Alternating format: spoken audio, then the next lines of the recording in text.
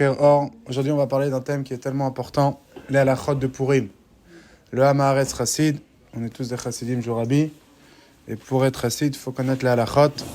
Alors voilà, c'est sûr que ce sera très intéressant parce qu'on parle de Purim. Purim, c'est la fête la plus importante dans l'histoire, parce qu'en vérité, c'est le miracle le plus grand qu'il y a eu dans l'histoire. Vous imaginez, Achashverosh, c'est une personne qui a le pouvoir sur le monde entier.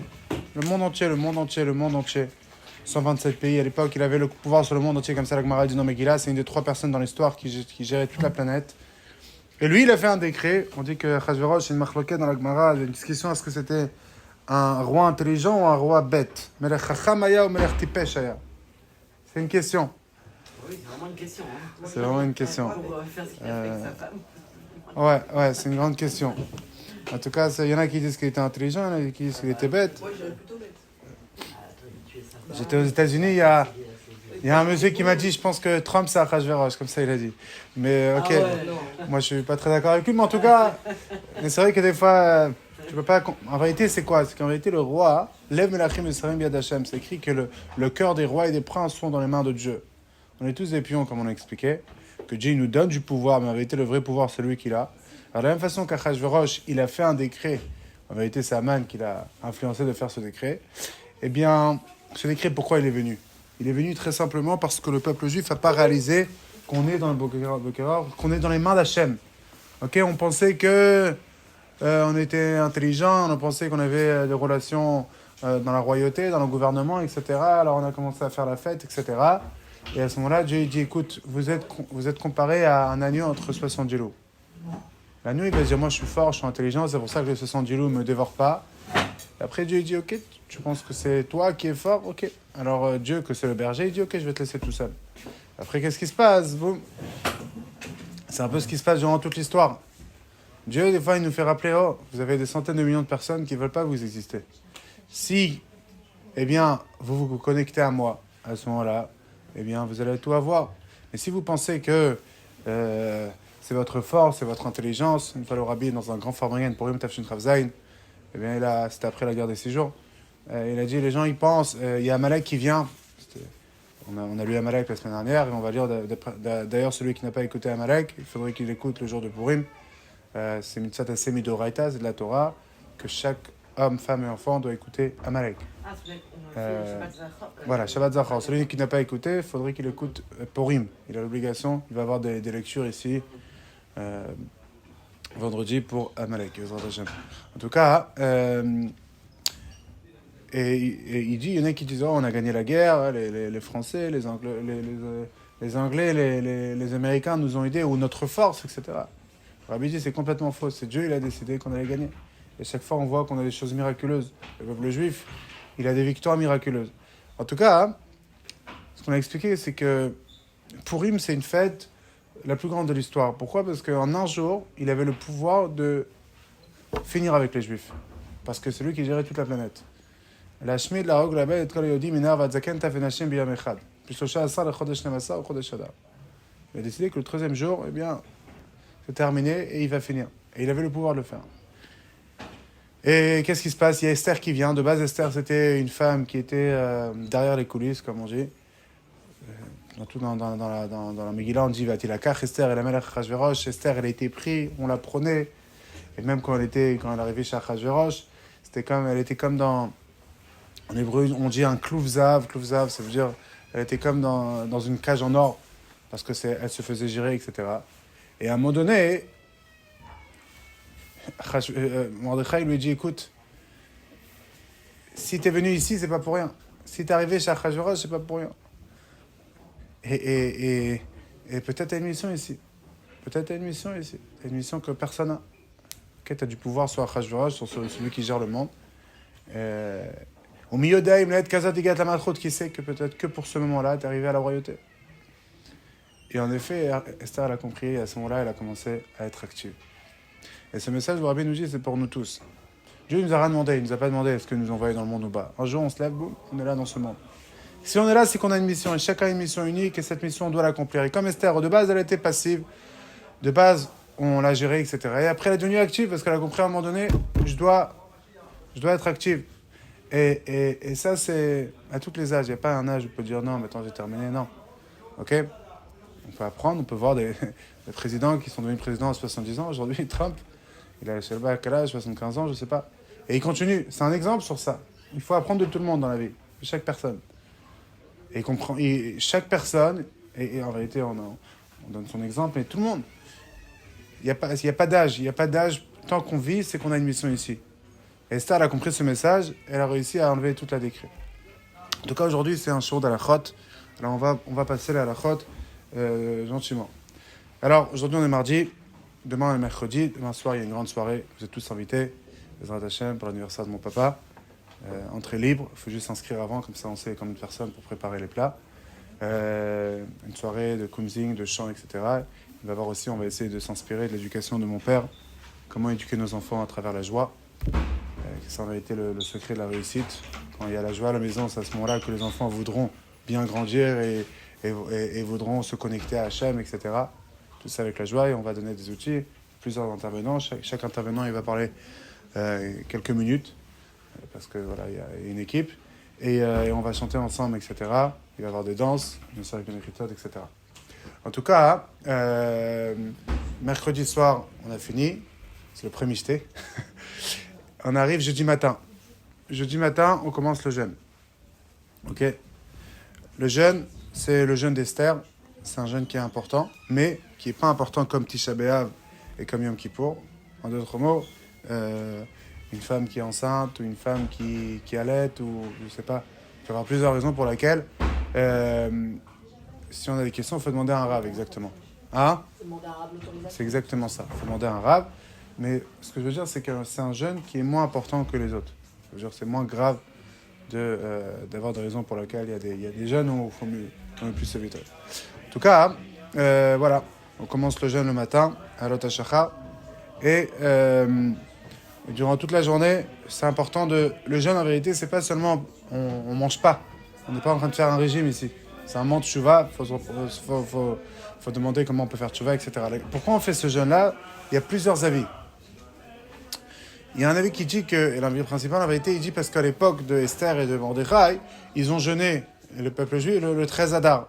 Ok, parce que c'était ce jour-là qu'ils voulaient faire leur décret. Eh bien, ils ont tous jeûné ce jour-là, et c'est pour ça qu'on jeûne. Ok.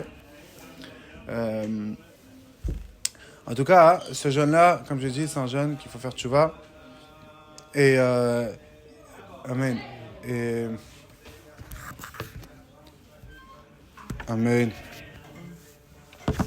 Qui est ce jeûne-là? C'est un jeûne parce qu'ils ont jeûné à l'époque de Mordechai et Esther, et ils ont demandé à Hachem qui leur aide. Et c'est pour ça qu'il faut en effet jeûner, pour se rappeler comme quoi Akadosh Baruch Hu, il nous écoute, il écoute notre filote, et il écoute chacun, il voit chacun, et chacun qui passe ces moments difficiles, il écoute. Et quand il va jeûner, il va refaire tchouva, parce qu'il faut jeûner et faire tchouva. À ce moment-là, eh bien, Kadosh Baruch Hu va nous faire comme il a fait à nos ancêtres. Ok, c'est important de se rappeler que Kadosh Baruch Hu, il écoute notre filote. On parle de ça beaucoup de fois dans ce cours. Mais même si des fois on voit que Kadosh Baruch Hu, il n'a pas exactement exaucé, il y a un concept qui s'appelle en hébreu Shimur Tfilot. Dieu, il garde notre filote. Et quand ça arrive le moment propre, c'est bien. Et c'est lui qui décide quand est-ce que c'est le bon moment. C'est Hachem qui sait exactement ce qu'il fait. Nous, on ne comprend pas tous ses calculs. Mais ce qui est sûr, c'est qu'il gère très bien. Il gère bien mieux que tout le monde. Et pas parce qu'on ne comprend pas, ça veut dire que c'est pas juste. On peut voir beaucoup de fois en grande vache chez nos enfants. Nos enfants, on a tendance des fois à les éduquer. Et on doit les éduquer. Et des fois, ils ne sont pas contents. Mais on sait que c'est pour leur bien. Ils prennent un couteau, directement, on leur prend de leur main. Ils commencent à pleurer. Et quand moi je vois ça, des fois, je réfléchis, on a un peu la même chose des fois. Dieu nous prend des trucs et on pleure. Et c'est pour notre bien, on le regarde, on dit c'est pour ton bien. Et lui, il ne comprend pas. Et non, exactement comme eux. Et beaucoup de fois, dans plein, ils ne sont pas contents sur ci, sur ça, et on sait que c'est pour leur bien. Ils doivent dormir à l'heure. Et ils ne vont pas dormir. Mais on sait que c'est pour leur bien. Demain, ils vont avoir la forme.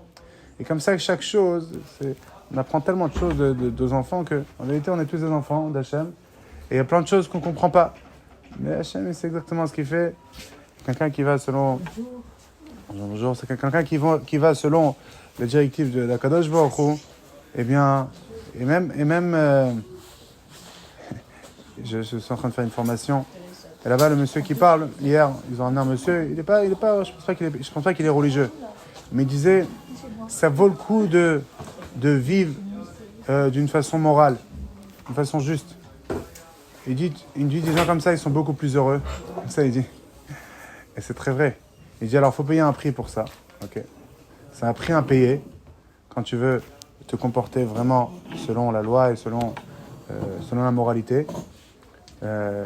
Mais tu trouves une vraie stabilité, un vrai bonheur, comme ça, il dit. Mais il faut payer un prix. En tout cas, comme j'ai expliqué, ce jeune-là, des gens qui ne peuvent pas le faire, etc., ils doivent partir voir un rave pour voir est-ce qu'ils ont le droit de ne pas le faire. Jeune dessert. Ouais. Il est moins important que les 4 jeûnes qui sont écrits clairement dans la Torah. Ok, alors, on a expliqué jeudi matin, eh bien on jeûne, eh bien on va lire la Torah, Shacharit et Mincha. C'est à partir de quelle heure? Alors c'est Alot HaShachar. C'est 5h23, mais je suis pas sûre. Ouais, c'est 5 heures. Attends, je vais vous le dire tout de suite. Les horaires exacts, j'ai pas vérifié, mais je peux vérifier tout de suite. Alot HaShachar, c'est à 5h37 aujourd'hui. Ouais. 5h30. Voilà. 5h30, il faut arrêter de manger. Et voilà. Maintenant, celui qui veut manger le matin, il faut qu'il fasse un tnaï. Tnaï, ça veut dire il faut qu'il fasse une condition avant qu'il parte dormir, qu'il va se lever plus tôt pour manger. Ah ouais? Ouais, c'est important. Mais celui qui se lève Celui qui dort jamais. Non, faut que la veille, il se dise, je sais que demain, je vais manger avant. Ah, il se dit. Ok. Il se dit dans la tête, c'est ça? Dans la tête, ouais. Ok, il faut qu'il se prépare. Et voilà. Alors, on dit Anénou. Dans la tefila, on dit Anénou. Ils doivent dire Anénou aussi. Non, alors, ça dépend. Anénou, oui, mais pas. Mais il faut dire Biyam Tsam Ta'ani Tazé. Il ne faut pas dire Biyam Tsam Ta'ani Teinu. Il ne faut pas dire notre jeûne, mais il dit ce jeûne-là. Ok, la même chose, on ne monte pas la Torah. Celui qui jeûne pas, il ne faut pas chazan, etc. Et s'il n'y a pas d'autre chazan, eh bien il peut faire, mais il dit Biyam Tsam Ta'ani Tazé, comme j'ai expliqué. On fait dire le slichot jeudi matin. On lit Vayichal Moshe, etc. Maintenant, en Tanit Esther, avant Mincha, on a l'habitude de donner la tzedaka, ce qu'on appelle Machatzit HaShekel. La Machatzit HaShekel, il y a un demi-dollar, à l'époque c'était un demi-franc. Il y en a aujourd'hui qui donnent. Il y a tout le temps la question est-ce que 50 centimes c'est un demi-euro ou pas. Mais en tout cas, ce qui est sûr, c'est que généralement, il y en a plein qui disent des rabbinés qui disent qu'on peut donner 50 centimes. Et la meilleure des choses, normalement, c'est que sur l'assiette, il y a des Machatzit HaShekel, où le top du top, c'est que peut-être il y a des pièces en argent, malgré qu'il y en a qui disent qu'à l'époque, Machatzit HaShekel, c'était en or, mais le sage nous dit, s'il y a des pièces en argent dans l'assiette, comme ça, moi, je mets les demi-shekels, le demi-dollar ou demi-euro que j'ai, et je change, et comme ça, je mets les Machatzit HaShekel. Donc c'est bien 3 pièces, c'est pas une seule pièce. Exactement, c'est 3 pièces de Machatzit HaShekel. Et voilà. Demain. Hein? Ça, c'est jeudi. Jeudi après-midi avant Mincha. Ok. Maintenant, un enfant qui est pas bar mitzvah, il est pas tour de Machatzit HaShekel. À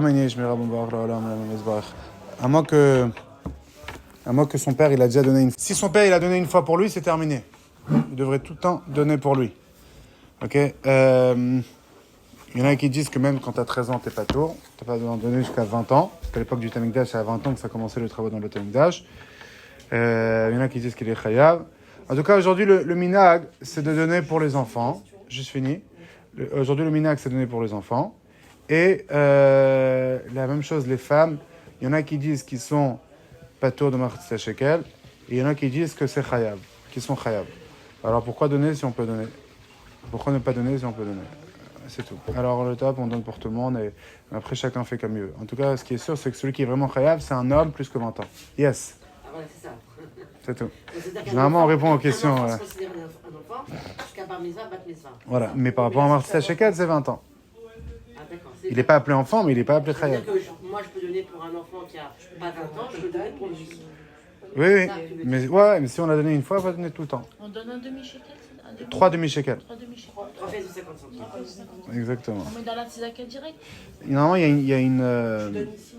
Normalement ils mettent dans la synagogue, ils mettent normalement des endroits spécialement pour Martzeh Shekel. C'est bien de mettre là-bas. D'accord. Et c'est avant la lecture de la Megillah? C'est avant Mincha jeudi, avant Mincha du jeûne d'Esther. Si tu l'as pas fait jeudi, là, tu peux le donner le jour de Purim. Ok, yes. Elle est pas partie? Ok. Mon fils, il va faire 13 ans au mois d'août. Donc là, c'est les 3 jeunes avant la bar mitzvah. Est-ce qu'il doit le faire entièrement ou pas? Il va faire 13 ans? Au mois d'août. Très bien, la réponse elle est très simple. Si son papa a donné une fois pour lui, Le jeune, non? Le jeune. je parlais du jeûne, je croyais Martzeh Shekel. Non, le jeune. Est-ce qu'il doit faire le jeûne? Non, c'est très simple. Moi, je me rappelle, il y avait des rabbinim qui disaient qu'avant la bar mitzvah, on ne jeûne pas. Nous, on avait l'habitude, moi, comme ça, on était éduqués. Donc, 3 jeûnes avant la bar mitzvah, on fait. Mais j'ai entendu certains rabbinim, j'ai rabat, qui disent aujourd'hui on est faible, et quand même, les 3 jeûnes, on ne fait pas. Je ne veux pas dire de nom. Mais en tout cas, moi, j'ai fait les 3 jeûnes avant la bar mitzvah. Je peux vous dire que le jeûne de Kippour, et même, moi, c'était Tisha B'Av Kippour, j'ai eu du mal énormément. Je pensais que j'allais m'évanouir. Puis j'étais au 770 Kippour. Je peux vous dire que je sentais... Alors, je peux comprendre ceux qui disent qu'il faut éviter de jeûner avant la bar mitzvah. Mais je me rappelle que c'était comme ça l'éducation qu'on a reçue dans mon entourage, que 3 jeûnes avant la bar mitzvah, on essaie de jeûner. Si t'as pas jeûné, il n'y a aucun problème, t'es pas grand. Alors ça veut dire que s'il se sent bien, pourquoi pas? Il n'y a pas de problème. Exactement, il faut lui dire. Si vraiment tu te sens vraiment pas bien, il n'y a pas de problème. Tu peux... Jusqu'à 13 ans. Voilà, ça c'est par rapport avant la bar mitzvah. Pour Rim, c'est pas grand chose. Il a Tisha B'Av et 17 ans. Exactement. Tisha B'Av, ce sera compliqué. Ouais. Non, c'est... Mon fils, tu vois, il a fait Kippour, j'avais peur qu'il n'arrive pas. Finalement, il a fait Kippour. Il a les bar mitzvah la semaine prochaine, si je veux, pour lui, c'est son dernier. Merci. Et lui, Kippour, il a fait nickel. Tu vois, quand t'es plus jeune, t'arrives pas, tout d'un coup, tu grandis, tu vois, waouh, ah oui, c'est vrai, j'ai changé maintenant. J'arrive. Ok. Tani Tester, on dit pas Tachanoun, et on dit Avinu Malkeinu, le grand Avinu Malkeinu. Et si ça tombe Erev Shabbat Purim, ça veut dire que Purim c'est Shabbat, on dit pas Tzketrat Tzedek. On a l'habitude dans quelques communautés que le Rav avant après Mincha, pardon, eh bien il dit des mots de Kivushin, c'est-à-dire il dit des mots pour réveiller le peuple à la Tchouva. Et c'est important de dire quelques mots, de dire des Teilim, etc.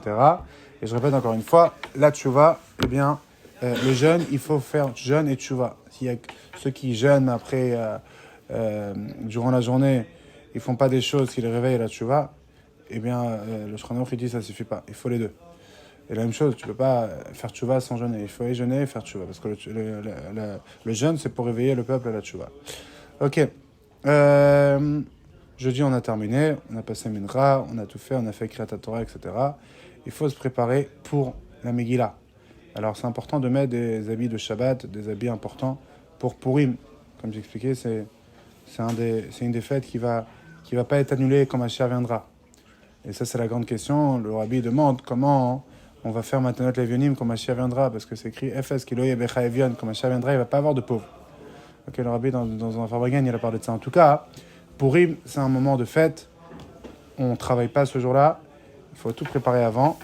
Et il faut mettre des habits de Shabbat pour la Megillah. On arrive jeudi soir et on prière vite. Ici, on va faire 2 lectures. Plusieurs lectures, mais je veux dire on va faire toutes les heures, même toutes les demi-heures aussi. Mais ce qui est sûr, c'est que pour les enfants, on va faire un endroit pour les enfants, pour ne pas qu'ils dérangent aux adultes. Ça, c'est vendredi. Jeudi soir. Jeudi soir, toutes les demi-heures, c'est Jeudi soir, je pense que c'est... Vendredi, c'est toutes les demi-heures. Et jeudi soir, il faut que je revérifie, je pense que il y a plusieurs Megillot. Plusieurs, je pense à cœur. Et on lit la Megillah, ça veut dire qu'on fait vite. Et après la Mida, on lit la Megillah. Et il faut faire 3 brachot. Il faut faire Asher Kedishanu B'Mitotav V'Tzvanu Lishma Megillah, Shasanissim et Shechianu. Il faut faire et la veille et le matin. Ok, chacun a l'obligation d'écouter la Megillah. Ok, la femme aussi, elle a l'obligation d'écouter la Megillah, parce que c'est Megillah Esther. On appelle tout la Megillah au nom d'Esther, au nom d'une femme. C'est la femme en réalité qui a sauvé toute la situation. C'est pour ça que les femmes, ils ont l'obligation de lire la Megillah et d'écouter la Megillah, pardon, pas de lire. D'ailleurs, une femme, elle n'aurait pas le droit de lire la Megillah. Il faut qu'elle écoute. Et les enfants aussi, on a l'obligation de les ramener pour le chinour. Et voilà, à moins qu'ils sont très très petits. Encore une fois, c'est vraiment, tu sais, qu'ils vont déranger tout le monde. Il ne faut pas les rentrer. Il faudrait faire une lecture spécialement pour les enfants qui dérangent. Alors, la Megillah, c'est important de savoir qu'il ne faut pas... Ça interdit de la lire avant Tset HaKochavim. Ok ? Tset HaKochavim, ça veut dire la sortie des étoiles. Aujourd'hui, Tset HaKochavim, c'est 19h27 aujourd'hui. Tset HaKochavim. Aujourd'hui, dans 3 jours, ça va changer un petit peu. Ça veut dire que ceux que, par exemple, ils sont à la maison, les femmes qui sont à la maison, etc., et qui veulent manger, c'est déjà passé, c'est sorti les jeunes, comment ils font ? Alors, normalement, il faut essayer de manger après la Megillah. C'est-à-dire que tu attends encore une demi-heure. Mais ceux qui peuvent vraiment pas, etc., eh bien, ils ont la permission, c'est vraiment, ils n'ont pas le choix de boire quelque chose, de faire quelque chose. Mais ce qui est évident, c'est que j'avais des amis quand on faisait Mifsaïm, en tant que Bachourim. Une fois, on est parti à Marseille et j'avais des amis qui ont fait quelques lectures, ils n'ont pas mangé. C'est-à-dire que... Baruch Hashem, les Bachourim Chabad, le Rabbi nous a rendu des soldats. Ils sont arrivés, ils sont arrivés à 11h. En tout cas, voilà. Comme j'ai dit, quelqu'un qui arrive pas, etc., il peut prendre un petit café, un petit truc pour se calmer. Après Tzedek Koravim, malgré qu'il n'a pas écouté la Megillah. Mais c'est évident que la meilleure des choses, c'est d'écouter la Megillah et après manger. Comme ça, c'est la halakha. Mitzvah, mes frères. La meilleure mitzvah, c'est de partir à la synagogue et d'écouter la Megillah à la synagogue où il y a beaucoup de personnes. Okay, plus il y a du monde, plus on glorifie le roi. Et c'est pour ça qu'il faudrait au moins qu'il y ait 10 personnes. Mais plus il y a de personnes, 50 personnes, 100 personnes, 200 personnes, 170, je ne sais pas combien de personnes, mais plus il y a du monde, plus c'est un kavod, plus c'est un respect pour Akadosh Baruch Hu. Maintenant, s'il n'y a pas minyan, etc., chacun peut lire tout seul. Bien sûr qu'il faut une Megillah Kshera. Et voilà. Maintenant, si on n'est pas 10, il ne faut pas dire la bracha d'après. Il faut dire que la bracha d'avant. Nous, on a l'habitude de prendre la Megillah et de la voilà, le Minak Rabat. Alors, les Sfaradim, non. Le Minak Rabat, c'est de la dérouler en 3. 1, 2, 3. Et de la mettre comme... Parce que c'est écrit Igeret. Igeret, c'est comme une lettre, comme ça. Tu la prends comme une lettre, comme tu reçois une... C'est pour ça qu'il faut la plier en 3. Et on la tient comme ça. Il y a 2 personnes qui la tiennent. Pourquoi il a... Voilà. C'est exactement ça. Ah? Non, les Sfaradim, normal. Ça veut dire qu'il tourne comme la Torah. On tourne comme ça, gentiment. Chacun son minag, et tous les minagim, ils sont bien.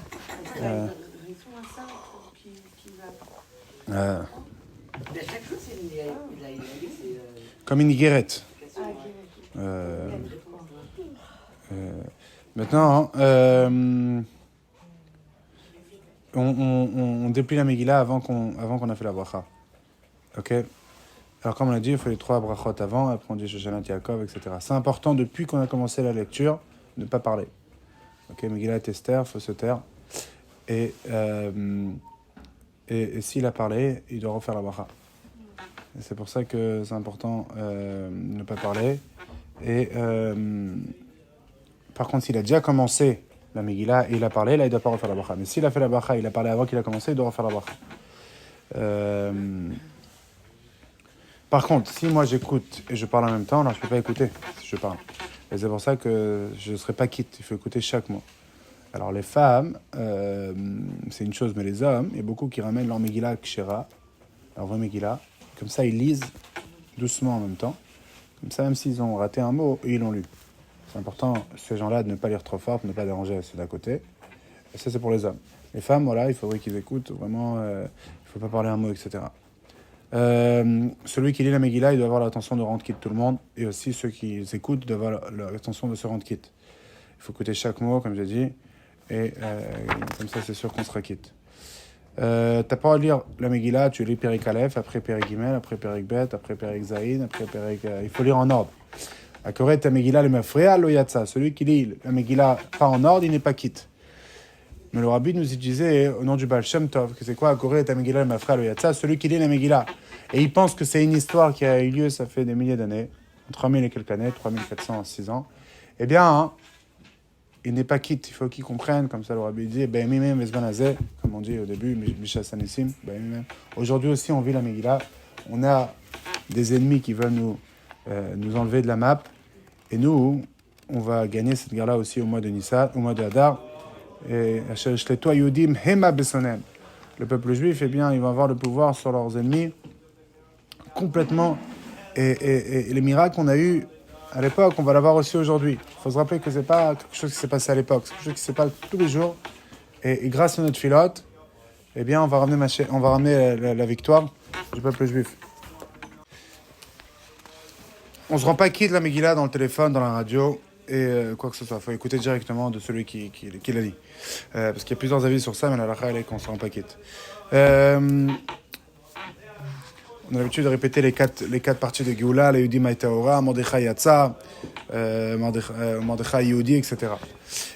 Ok, jeudi soir, on a terminé, on va dormir. Il y en a qui mangent un petit peu, etc. Mais le michté, c'est plutôt le lendemain. Ok, celui qui veut manger aussi le soir, pourquoi pas. Le matin, on fait shacharit. On a l'habitude de mettre les téphilines pour les hommes. Et dans Shemona Esrei, on rajoute Valanissim. Et le soir aussi, on rajoute Valanissim. Et on ne dit pas Tachanoun Purim. Après Chazarat Hashat, on dit Chatzi Kaddish. Et après, on lit Vayavo Amalek. Ok, la kriya d'Amalek. Et celui qui n'a pas écouté Parashat Zachor Shabbat, il faut qu'il ait l'attention de se rendre quitte dans la lecture de vendredi. Ok, une lecture spécialement pour les femmes. Je pense à 14h ici. Pour celui qui n'a pas écouté Shabbat. Ok, c'est une Moshe Midoraïta de la Torah. Et après, on lit la Megillah.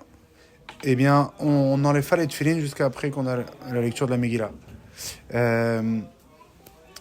Après qu'on a compris le Megillah, on a lu 2 fois la veille et le matin. Il y a Mishloach Manot. Chacun a l'obligation d'envoyer à au moins une personne 2 plats. Ok, ça veut dire qu'il met 2 brachot, mezonot shakol par exemple, ou mezonot adama, et il donne. Il faut que ce soit des plats prêts, et on a l'habitude d'envoyer un travers, comme c'est écrit Mishlach Manot, tu vas envoyer, il faut que tu envoies un travers, un intermédiaire. Tu prends quelqu'un d'autre, tu peux le donner à cette personne-là. Comme ça, c'est la coutume. Et il faut donner au moins une personne. Et s'il n'a pas de quoi donner, alors il échange avec son ami le Mishlach Manot. Il y a beaucoup. C'est une personne. Ça, c'est une ou 2? Que à une personne. Mishloach Manot, il faut que tu envoies 2 plats à une personne. Très bien. Très bien. Alors, comme je dis encore une fois, il faut que ce soit quelque chose de mangeable, pas quelque chose que tu dois cuire. Et tout le monde a l'obligation de donner Mishloach Manot. Maintenant, Matanat Levionim, il faut donner à 2 pauvres de l'argent pendant la fête de Purim. Ok? C'est-à-dire à partir de jeudi soir. À partir de jeudi soir. Non, il faut donner ça vendredi. Ok? La Megillah, c'est jeudi soir. Et Mishloach Manot, Matanat Levionim et Mishté, c'est vendredi. Ah, alors, jeudi, à part les 3 pièces de 50 centimes, c'est tout ce qu'il y a à faire jeudi.